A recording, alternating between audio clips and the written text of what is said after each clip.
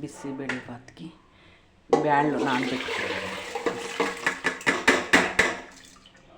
బిసిబెళ్ళబాత్కి బ్యాళ్ళు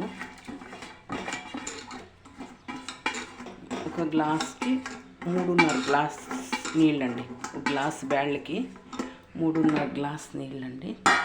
ఇవి 2 గ్లాసుల బియ్యంకి 4.5 గ్లాస్ నీళ్ళు ఎక్కువ ఉండాలండి. బిసిబెళ్ళబాత్కి నీళ్ళు ఎక్కువ ఉండాల, బాగుంటుందండి. ఫస్ట్ బియ్యమును బ్యాళ్ళు ఉడికించుకోవాలండి. కొంచెం రాళ్ళు ఉప్పు వేయాల, కొంచెం పసుపు వేయాలండి. పసుపు వేయాలి. పసుపు వేసి చూడండి, దీంట్లో ఇవన్నీ పచ్చికూరగాయలన్నీ ఉడికించుకోవాలండి. పచ్చికూరగాయలన్నీ ఉడికించుకోవాలా. టమోటా, కొత్తిమీర లాస్ట్లో వేయాలండి. కొత్తిమీర లాస్ట్లో వేయాలి. ఇవన్నీ చూడండి, ఇవన్నీ ఇట్లా ఉడికించుకోవాలి సపరేట్గా. దీంట్లోకి వేయకూడదు. 2 విజిల్ కుప్పియాలండి. ఇది 2 విజిల్ వచ్చిన తర్వాత చూడండి, ఇవన్నీ వేయాలి బిసిబెళ్ళబాత్కి. మళ్ళీ దించి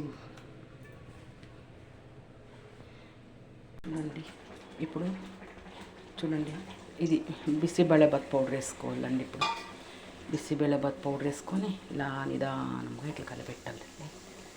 బిసిబెళ్ళబాత్ పౌడర్ వేసుకొని, ఇది కారం తక్కువ ఉంటుంది. కారం పొడి 1 స్పూన్ వేసుకోవాలండి. కారం పొడి 1 స్పూన్ వేసుకోవాలా. కారం పొడి 1 స్పూన్ వేసుకోవాలండి, బాగుంటుంది.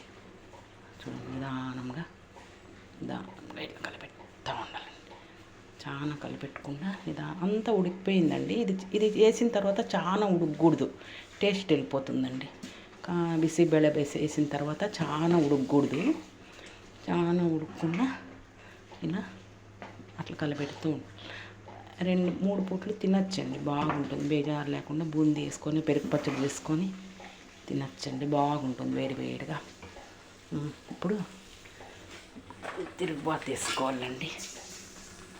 తిరుగుబాతు వేసుకోవాలా.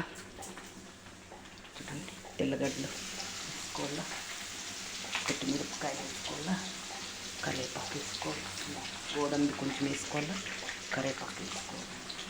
దీనికి కొత్తిమీర బాగా వేయాలి. కొత్తిమీర బాగా వేయాలి. కొత్తిమీర బాగా వేసి